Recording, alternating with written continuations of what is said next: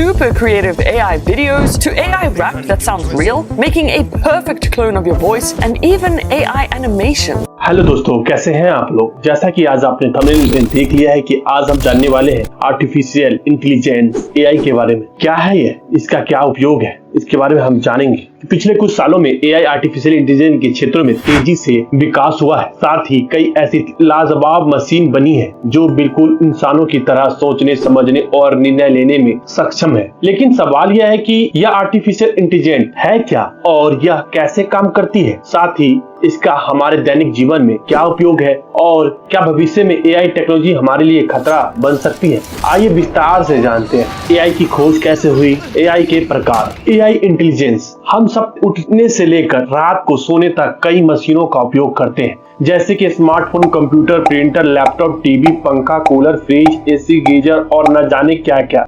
ज्यादातर मशीनों को इंसानी मदद की जरूरत पड़ती है, यानी कि उन्हें ऑपरेटर करना पड़ता है। इसलिए हमें जरूरत है ऐसी मशीन की जो बिना इंसानी मदद के काम कर सके। हालांकि इस दिशा में हमने कई ऑटोमेटिक मशीन बनाई है, लेकिन ज्यादातर मशीन सिर्फ ऑन ऑफ तक सीमित है, यानी कि वे उस लेवल का काम नहीं कर सकती है जो उन्हें करना चाहिए। इसके लिए उन्हें अभी भी इंसानी मदद की जरूरत पड़ती है। ऐसे में मशीनों को पूरी तरह ऑटोमेटिक बनाने के लिए आर्टिफिशियल इंटेलिजेंस की जरूरत है। आर्टिफिशियल इंटेलिजेंस क्या है? आर्टिफिशियल इंटेलिजेंस कंप्यूटर विज्ञान की एक ऐसी शाखा है जिसके अंदर मशीन में सोचने, समझने और निर्णय लेने की क्षमता विकसित हो जाती है। अर्थात मशीन को इंटेलिजेंट बनाया जाता है ताकि वे इंसानों की तरह सोच समझ कर निर्णय ले सके और बिना इंसानी मदद के काम कर सके। अगर आसान भाषा में कहें तो आर्टिफिशियल इंटेलिजेंस मशीनों का दिमाग है जिसकी मदद से वे सोच समझ कर निर्णय ले सकती है और बिना किसी मदद के स्वतंत्र रूप से कार्य कर सकती है। यानी कि जिस तरह इंसान अपने दिमाग की मदद से किसी भी समस्या का हल ढूंढ लेते हैं, वैसे ही एआई की मदद से मशीन भी अपनी समस्याओं को खुद हल कर सकती है। आर्टिफिशियल इंटेलिजेंस को हिंदी में कृत्रिम बुद्धिमत्ता कहा जाता है, जिसका अर्थ है मानव निर्मित समझ या मानव निर्मित बुद्धिमत्ता या मशीन दिमाग भी कहा जाता है। इसकी मदद से मशीन को समझदार और बुद्धिमान बनाया जाता है ताकि वे स्वचालित रूप से काम कर सके और इंसानों पर उनकी निर्भरता कम हो सके। आर्टिफिशियल इंटेलिजेंस की खोज। आर्टिफिशियल इंटेलिजेंस के बारे में सबसे पहले दुनिया को जॉन मैककार्थी ने बताया था, इसलिए उन्हें आर्टिफिशियल इंटेलिजेंस का जनक, फादर ऑफ आर्टिफिशियल इंटेलिजेंस कहा जाता है। जॉन मैककार्थी एक अमेरिकी कंप्यूटर साइंटिस्ट और रिसर्चर थे। 1956 में उन्होंने डेरमोथ कॉलेज की एक कार्यशाला में भाग लिया और आर्टिफिशियल इंटेलिजेंस के बारे में विस्तार से जानकारी दी। जॉन मैककार्थी के अनुसार आर्टिफिशियल इंटेलिजेंस एक उच्च कोटि का कंप्यूटर विज्ञान है जिसकी मदद से मशीन में बुद्धिमत्ता का विकास किया जा सकता है, अर्थात रोबोट्स और कंप्यूटर प्रोग्राम्स बनाए जा सकते हैं जो मानव मस्तिष्क के सिद्धांत पर कार्य करें और उन्हीं तर्कों का इस्तेमाल करें जो इंसान का दिमाग करता है। आर्टिफिशियल इंटेलिजेंस के प्रकार। वैसे तो आर्टिफिशियल इंटेलिजेंस के कई प्रकार हैं, लेकिन मुख्य रूप से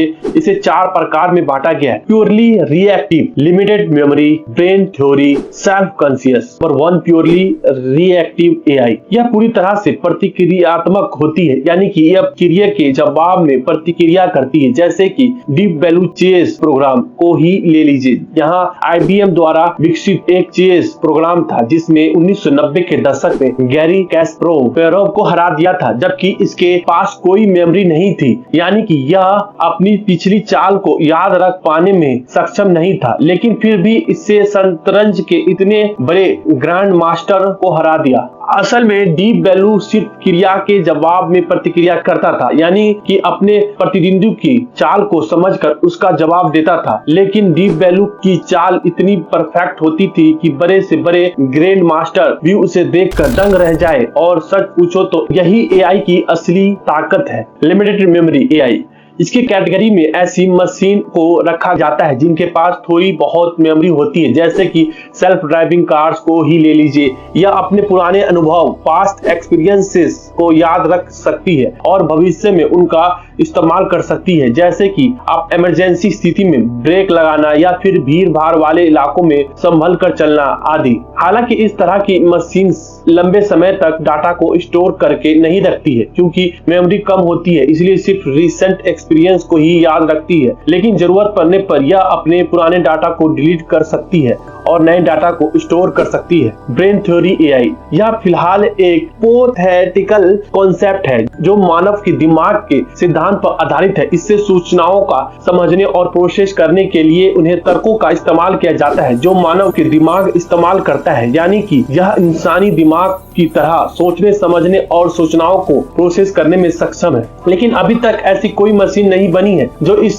सिद्धांत पर काम करती हो। असल में ब्रेन थ्योरी एआई सिर्फ एक कॉन्सेप्ट है, अभी इस पर काम होना बाकी है। हालांकि इसमें कुछ हद तक सफलता जरूर मिली है, लेकिन पूरी तरह मानव दिमाग की कॉपी बना पाना इतना आसान नहीं है। यह बहुत ही जटिल काम है। सेल्फ कॉन्शियस एआई, इसे सेल्फ एंड अवेयरनेस एआई भी कहा जाता है। इसके अंतर्गत ऐसी मशीन आती है जो न सिर्फ इंसानों की तरह सोच सकती है, बल्कि सुख दुख, खुशी, गम, जलन आदि को बखूबी महसूस कर सकती है, यानी कि इंसानों की तरह दूसरों की मन स्थिति को समझ सकती है और यह पता कर सकती है कि सामने वाला इंसान क्या सोच रहा है। हालांकि अभी तक ऐसी कोई मशीन नहीं बनी है जिसके पास खुद की कॉन्शियसनेस हो, लेकिन इस दिशा में वर्षों से काम हो रहा है और ऐसी मशीन बनाने की कोशिश चल रही है जो सेल्फ कॉन्शियस हो, लेकिन अभी इसमें कोई सफलता नहीं मिली है। अगर ऐसी मशीन बन गई तो हम जीवन का रहस्य सुलझाने में कामयाब हो सकते हैं। आर्टिफिशियल इंटेलिजेंस के अनुप्रयोग, आर्टिफिशियल इंटेलिजेंस की मदद से जटिलताओं को दूर करना और नई संभावनाओं को तलाशना काफी आसान हो गया है। आज एजुकेशन से लेकर मैन्युफैक्चरिंग और शेयर मार्केट से लेकर स्पेस तक हर जगह एआई का प्रयोग हो रहा है। साथ ही हमारे दैनिक जीवन में भी इसका भरपूर इस्तेमाल हो रहा है।